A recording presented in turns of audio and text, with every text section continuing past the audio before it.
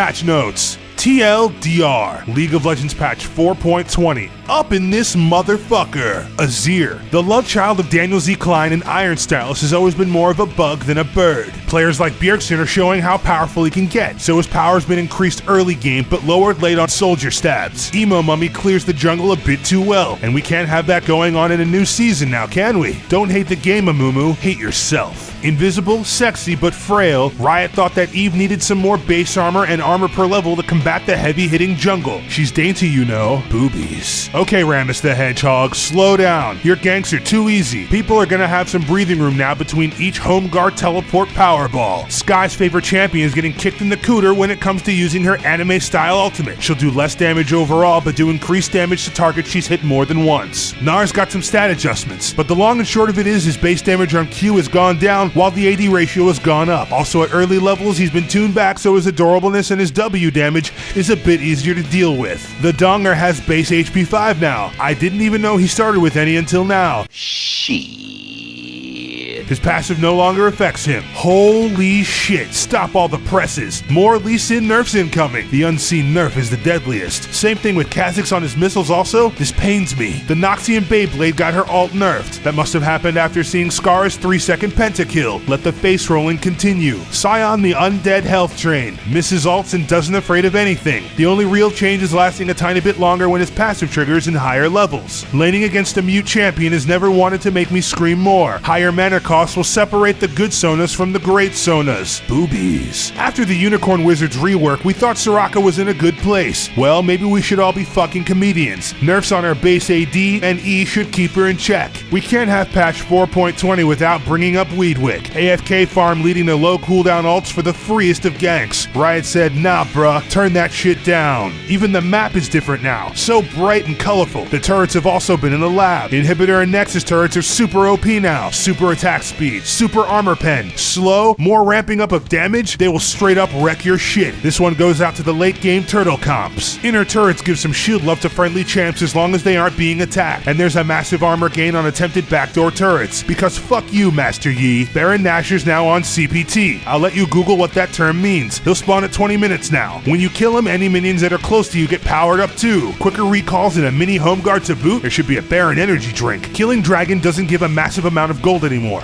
but every time you kill it, you get stronger stacking buffs, which should help you close out the game much faster. Become Dragonborn. Red buff doesn't last as long and slows less, but late game it burns for more. Blue buff just straight up doesn't last as long. Good, because Ziggs with blue buff makes me want to throw my computer out of a window. Now there are a bunch of health regeneration math that makes my head hurt, so if you're expecting me to go over that, fat chance. Wait for Smite Vicious or the patch rundown or something. We're diving straight into items. But first, a moment of silence for our lost items. Rippin' pepperonis.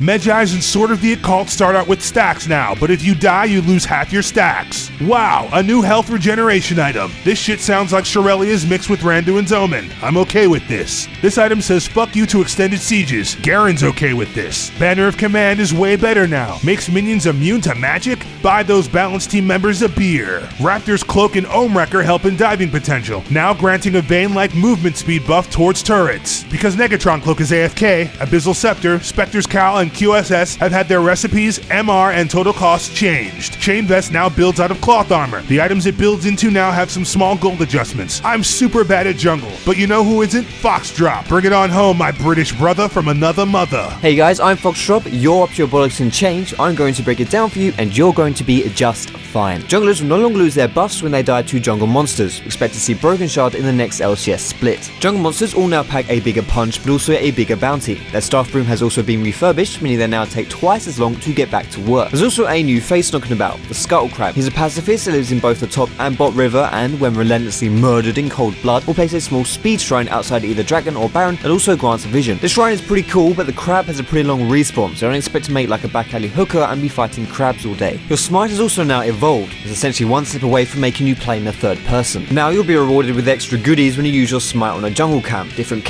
goodies. The old jungle items are being retired and sent to go play with harder gold and force of nature. However, just because they lost their spirit does not mean that they lost their soul. Machete, made like a Drain Iron, survived the Exodus, albeit with a small makeover. The machete can now rise from its grave and transform into one of 4 things. These upgrades reduce your smite with an additional effect to best suit your playstyle, whether that's farming, counter jungling, or you can opt for the light experience and smite other players. Indeed, you can also enchant your jungle items. You only need a dwarf named Sandal for these, just around 2,000 gold. These enchantments will fill the void left by the removal of Feral Flare and these Spirit Stone items. If you like AP, then Magus is the way to go. If you're into the physical stuff, you'll probably want Warrior and a safe word. If you like health, you want Juggernaut and to stop telling everyone about your CrossFit regime, because seriously no one cares. And if you're an ex-flarer, then Devourer is for you. I think that should do it for the jungle changes, so back to you, old chap. Everything else in these notes doesn't matter.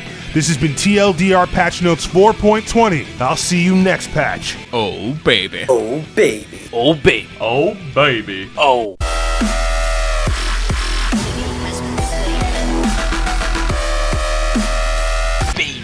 Oh baby. Oh baby. Yes! Special thanks to Foxdrop for guest appearing on this episode and breaking down the jungle changes, because we all get by with a little help from our friends. If you've ever needed a prime jungle resource, look no further, because nobody does it better than Foxdrop. You can click on the video on the left to check out the full jungle rundown and educate yourself. Also subscribe to him. It'll be the best thing you do today. Thanks again for watching TLDR Patch Notes. Expect at least 2 videos a week going forward. Don't forget to subscribe for more blakinola entertainment and follow me on all social media. You can support me by leaving a like on the video, leaving a comment, or sharing with your league pals. You can also check out the links in the description for more info. See you next time. Oh baby.